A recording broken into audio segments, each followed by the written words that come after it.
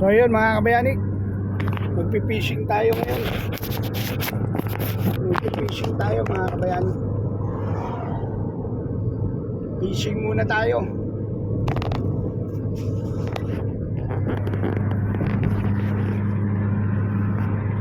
Yan o.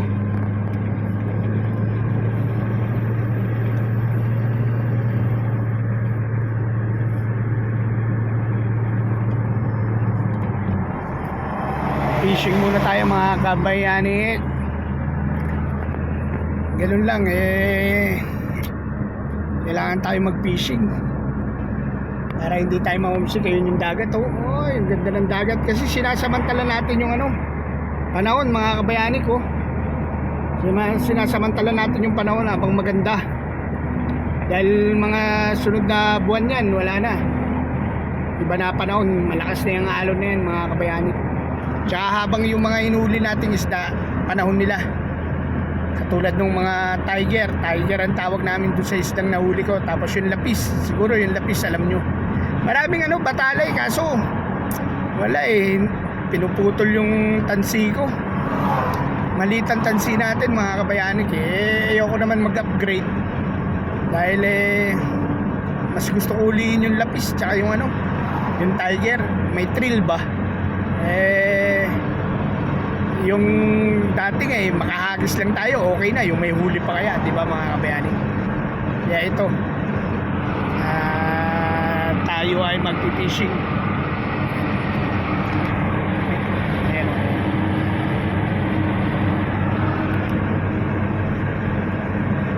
Tayo ay magpipishing.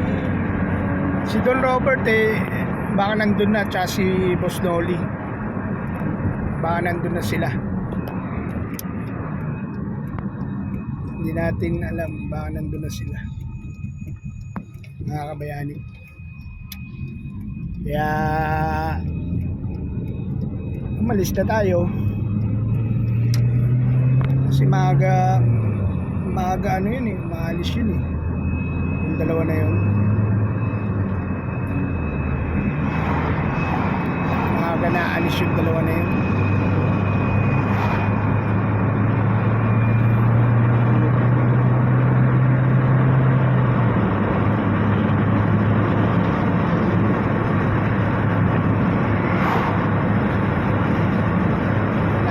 Sa parking.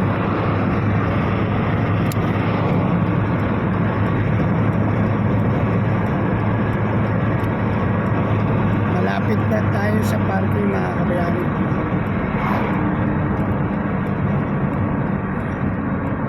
Park na tayo.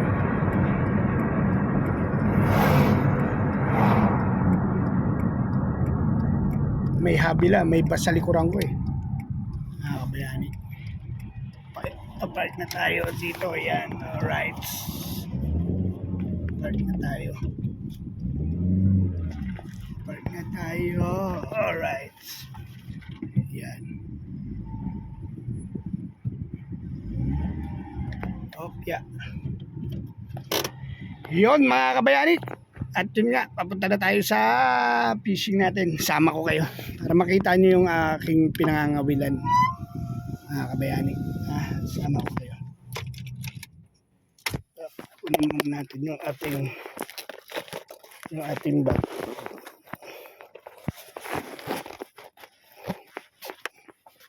Alright, yung ating bag. Aday ko, hirap gumalaw. Tumaba na rin ako aday ko. Tumaba na rin ako mga kabayani. Ang lakas din kumain ni Daddy Nick.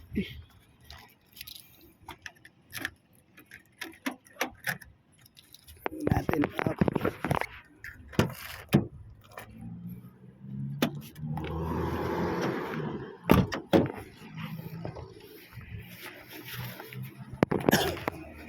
Sama ko kayo sa ating pangangawilan. Kaso yung mga huli natin hindi ko na nabibidyo mga kabayani. Kasi yung pwesto ko medyo alanganin. Cellphone gamit natin baka mahulog. Alam mo na, di ba? Mahulog yung cellphone natin. Walang problema kung waterproof. Salam. Yan eh. Kaya ito, lakad tayo mga kabayanik. Diba?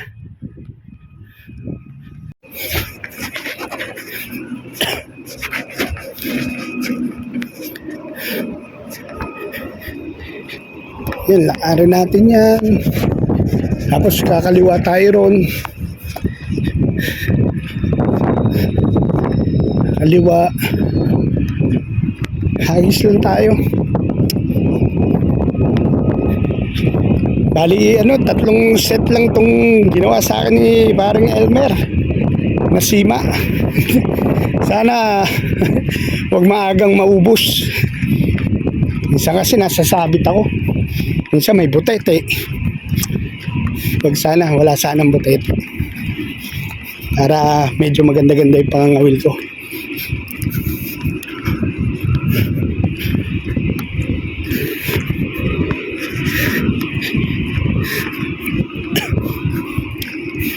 Ito, planta to ng ng desalination tubig. Dito yung pinoprocess yung tubig dito para magamit ng mga household ng company namin. Tapos yung nakikita nyo doon planta ng urea yun, ng mga pataba, di ba? Yung urea pataba. Ito naman methanol eh. Hindi, ewan ko ano ba tong tanggal na to. Basta desal to. Doon palang methanol.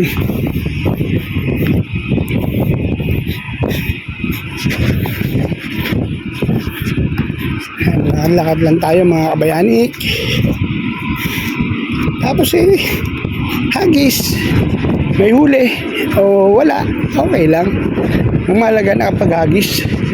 Iniwan ko nga yung labahin ko. Ilabahin tayo. May labahin tayo. Iniwan ko. Adik eh. Ikaw na adik. Di ba? Aray ko. Ang sarap. Sarap naman kasi mga wheel talaga mga kabayani. Ewan ko ba? Hindi ko kaya explain eh. Hindi ko kaya explain. Kasi sa una, ito, tingnan nyo. Yung pag-walking ko, exercise na to. Di ba? Exercise ko na to. Tapos yung pag ano ko doon sa bato, nadadali ko naman doon yung balancing ko, di ba? Tapos yung pangangawil mo, yung utak mo naman, di ba? Ayun lang yun eh. Yung mga stress ba? Kasi siyempre, lahat ng tao mayroong mga pagsubok na dinadaanan.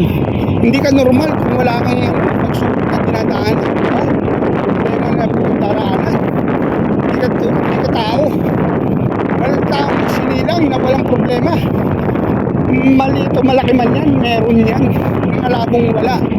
Kaya kanya-kanya ng pamamaraan para malagpasan, mabawasan o maibsan o hindi maramdaman o hindi pabigatin yung problema, di ba? Katulad ako, eto mga kabayani, dinadaan natin sa fishing kasi ang hirap sa katulad naming OFW, di ba? Yung ikaw nga nasa Pilipinas magtrabaho ka lang sa malayo pero nandun ka pa rin sa Pilipinas, medyo nahanap mo na yung pamilya mo di ba? Kami pa kayang mga OFW na talagang sobrang layo natin, di ba? Ito, desal to. Kaya mga kabayani, ito yung isang diversion para maalis yung mga homesick natin, lahat ng klaseng sick, di ba? Kanya-kanya lang talagang diskarte yan para maaliw mo yung sarili mo. Bilang isang OFW, dapat marunong kang dumiskarte na mapagaan ang buhay mo sa bansang yun, di ba? Katulad ng mga sitwasyon na ganito, Sa lugar namin, wala ditong mga mall-mall. Wala kang papasyalan dito. Dahil nasa loob kami ng industrial. Di ba?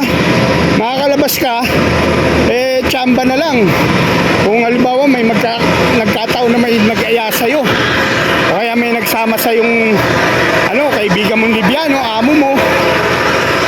Kasi unang-una mahigpit sa labas dito. Hindi basta-basta yung pakalat-kalat ka. Diba? Lalo na kung wala kang tasriya, yung ID, yung mga desert pass. Ganyan. Delikado ka. Ito nga pinasok ko na to. Kumbaga off limit talaga rito eh. Kaso naging nakasanayan na nila na nandito yung mga Pilipino nangangawil. Kaya okay na sa kanila. Pero kung tutusin, itong lugar na to, off limit dapat to. Para lang sa mga empleyado to. Yan, nung naririnig nyo, ingay, di ba? Kaya mga kabayanik talagang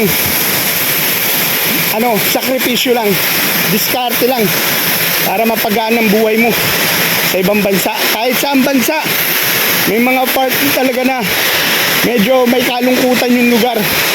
Ikaw na lang ang gagawa ng paraan para maging masaya ka o kaya gumaan yung buhay mo ron, di ba? Number 1 naman talaga yung pakikisama. Yan, number 1 yan, pakikisama sa kapwa Pilipino mo, sa kapwa katrabaho mo, sa mga ibang lahi, ganyan, pakikisama. At ang number 1 may papayo ko sa mga tulad kong OFW, number 1 yung pag-aralan yung salita nila. Kung anong dialect ang number 1 na ginagamit doon sa lugar na yun, yun ang pag-aralan yung matutunan.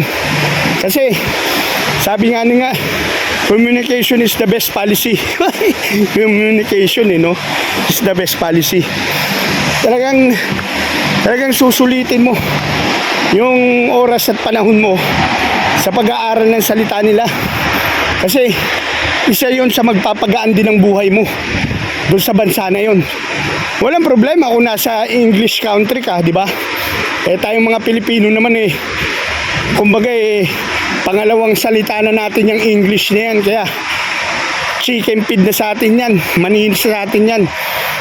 Pero kung halimbawa nasa mga lugar ka ng mga katulad Arabic country, hindi naman natin ginagamit yung salita nila sa Pilipinas, pag-aaralan mo yan, di ba? Kaya number 1 talaga mga kabayanik yung dialect nila, yung salita nila, mapag-aralan mo.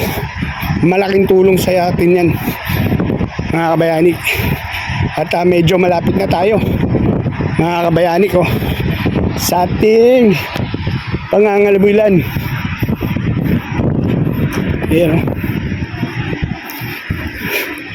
Yan na si Boss Richard ata yun, si Chong Nestor. Yan na sila. So yan mga kabayanik, andito na tayo sa ating dating pwesto. Yan, susubok ulit tayo, inshallah. Sana meron ulit tayong madagit para matuwa ang ating mga tropa. Yan mga kabayanik, aagis ulit tayo rito sa pwesto natin. Yan asan yung container ko? Yun yung lagayan ko, doon pa pala ako. Yan ito yung sinasabi ko sa inyo, yung balance ko, di ba? Tulad nito, mababato. Kailangan mong mag-ingat. Yan. Pwesto na tayo. Ayan dagat. Ito na. Dito tayo nangangawil mga payanik. Dati doon, kaso mahirap dun Dito, okay lang. May sayos dito. Hindi medyo nakakatakot. Hindi nakakatakot maglakad-lakad. Diba mga kabayanik? Yan yan si kaibigan. So yan mga kabayanik, siguro hanggang dito na muna. At tayo ay mamaya na lang. Teka, pakita ko sa inyo, mag-aayos tayo. So yan mga kabayanik, at tayo ay mag-aayos ng gamit natin mga kabayanik. Yan mas natin yung mga pagkain natin muna. Ay, naulog yung pagkain ko. Yan meron tayong pagkain. Binaunan tayo ng mga tropa. Ayan saging. Yan. pizza, yan, juice, tubig, yan, oy, yan, juice, tubig. Ba't ba nauna yung pagkain? O, yung pain natin, oh. Yan ang pain natin, mga kabayani. Yun lang. Ayusin natin to.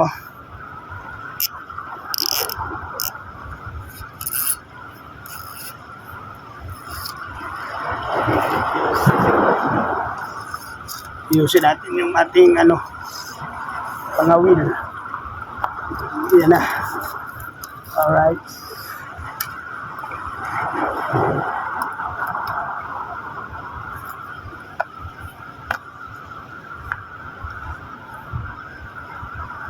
Yun. Tapos, kuha tayo ng ano natin.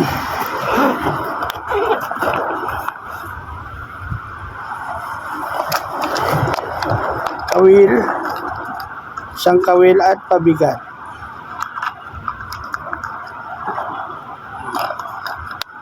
Yan. Tapos, labas na natin to. Ay! Yun lang yung gunting. Yun. Yung gunting. Wala ko wala. Kabit natin to, mga kabayani. Yan. Yan lang ang galawan natin. Dito, mga kabayani. Ay nako. Itong buhay ni Daddy Nick dito sa Libya. Pagkatapos ng trabaho, mga wheel. Yan lang. Simple. Ganun lang ang buhay. Diba? Sabi ko nga diba? Ikaw nang gagawa ng paraan para malibang mo ang sarili mo dito sa ibang bansa. Hindi yung hahanap ka pa ng problema, diba? Yung problemahin yung mga problema ng iba. Huwag ka nang mag-iisip pa ng problema dahil lalo ka lang mahihirapan. Diba? Lagi chill ka lang. Maiksi lang ang buhay. Hindi mo na kailangan pang pahirapan pa sarili mo. Mahirap na nga mabuhay, pahirapan mo pa sarili mo. Diba? Wala nang ganun.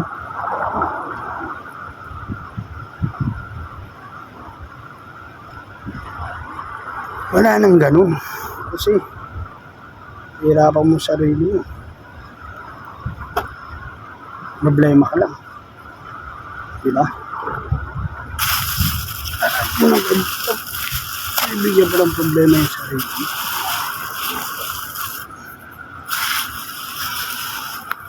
Yan, tupain ko. Minasang harina na may tuna. Uy! Tupain mo lang ganyan yan. Kain ko lang ganyan. Kain mo lang ganyan.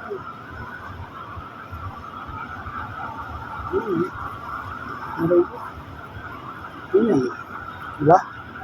Tapos, pwesto na tayo. Pwesto na.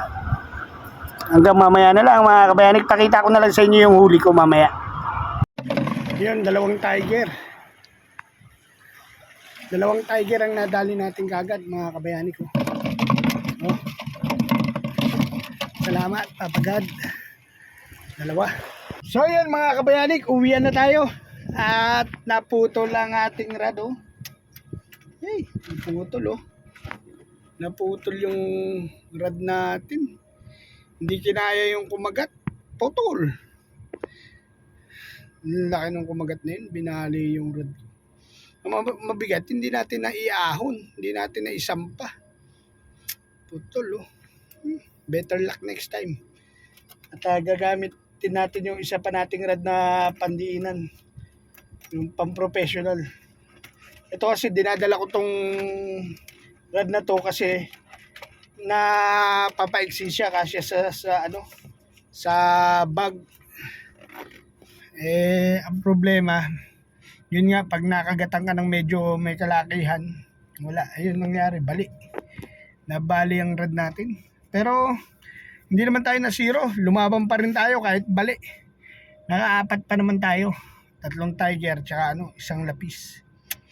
Ay, ganun talaga ang buhay ng pagpipishing. Hindi natin alam kung ano yung mangyayari, di ba mga kabayani?